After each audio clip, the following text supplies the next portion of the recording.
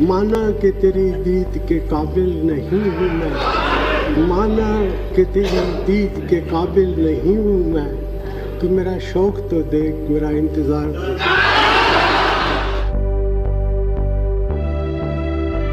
भारताचे दिग्गज माजी पंतप्रधान ज्येष्ठ अर्थतज्ञ डॉक्टर मनमोहन सिंग यांचं निधन झालं. वयाच्या 92व्या वर्षी मनमोहन सिंग यांनी दिल्लीतील एम्स रुग्णालयात अखेरचा श्वास घेतला.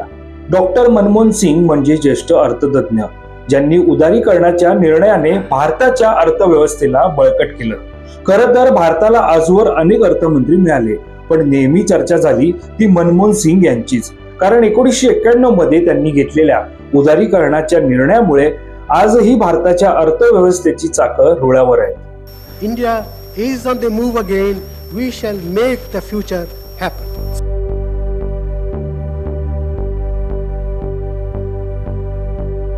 भारतीय अर्थव्यवस्थेच्या वळणाचे जनक म्हणून डॉक्टर मनमोहन सिंग यांना ओळखलं जातं. डॉक्टर मनमोहन सिंग यांनी भारताचे 14वे पंतप्रधान म्हणून शपथ घेतली होती. डॉक्टर मनमोहन सिंग हे एक विचारवंत आणि अभ्यासक म्हणून ओळखले जातात.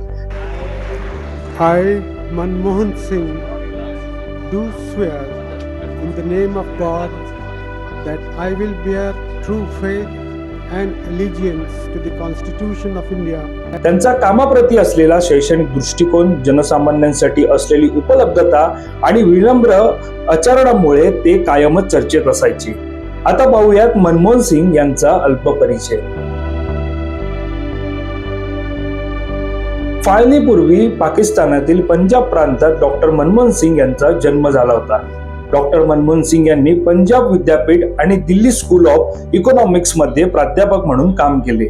या काळात त्यांनी UNCTAD सचिवालयात काही काळ काम केले. डॉक्टर मनमोहन सिंग यांनी 1948 साली पंजाब विद्यापीठातून आपले उच्च शालेय शिक्षण पूर्ण केले. त्यानंतर 1957 साली त्यांनी केम्ब्रिज विद्यापीठातून अर्थशास्त्र या विषयात प्रथम श्रेणीमध्ये पदवी प्राप्त केली. यानंतर 1962 साली डॉक्टर मनमोहन सिंग यांनी ऑक्सफर्ड विद्यापीठाच्या नफील्ड महाविद्यालयातून अर्थशास्त्र या विषयात D.Phil संपादन केली.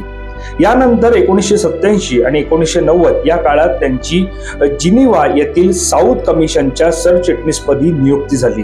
डॉक्टर मनमोहन सिंग यांनी 1971 साली वाणिज्य मंत्रालयात आर्थिक सल्लागार म्हणून जबाबदारी स्वीकारली.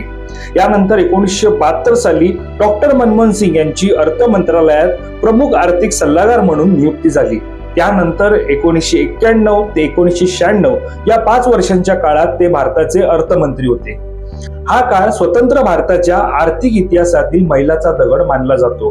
डॉक्टर मनमोहन सिंग यांनी भारताच्या आर्थिक सुधारणा अंमलात आणण्यासाठी आवश्यक असलेले धोरण तयार केले.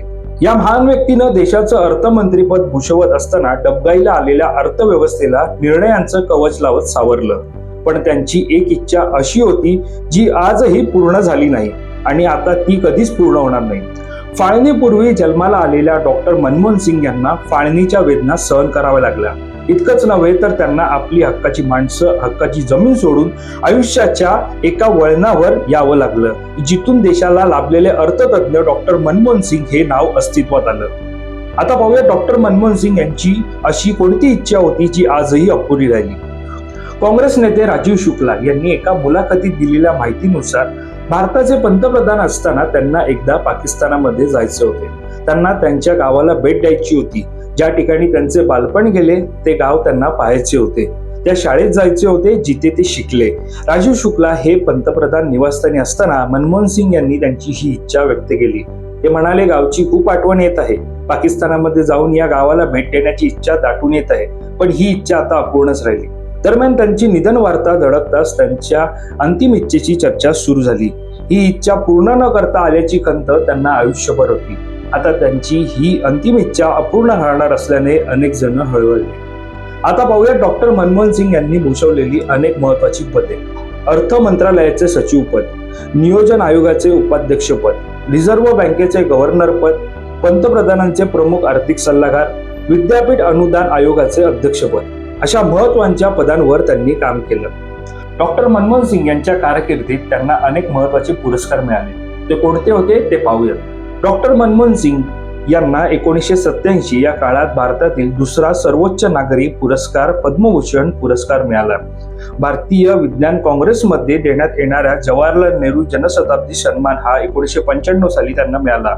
अर्थमंत्र्यांसाठी दिला जाणारा आशिया मनी अवॉर्ड हा 1993 आणि 94 साली त्यांना मिळाला.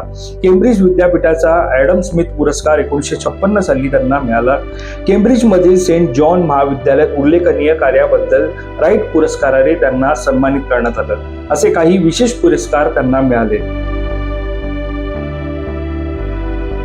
दरम्यान डॉक्टर मनमोहन सिंग यांच्या पश्चात पत्नी गुरुशरण कौर आणि 3 मुलं असा त्यांचा परिवार आहे. साहित्य, संगीत आणि अध्यात्मात त्यांना प्रचंड रस होता. मनमोहन सिंग यांच्या निधनाचे वृत्त समजता देशभरात शोककळा पसरली.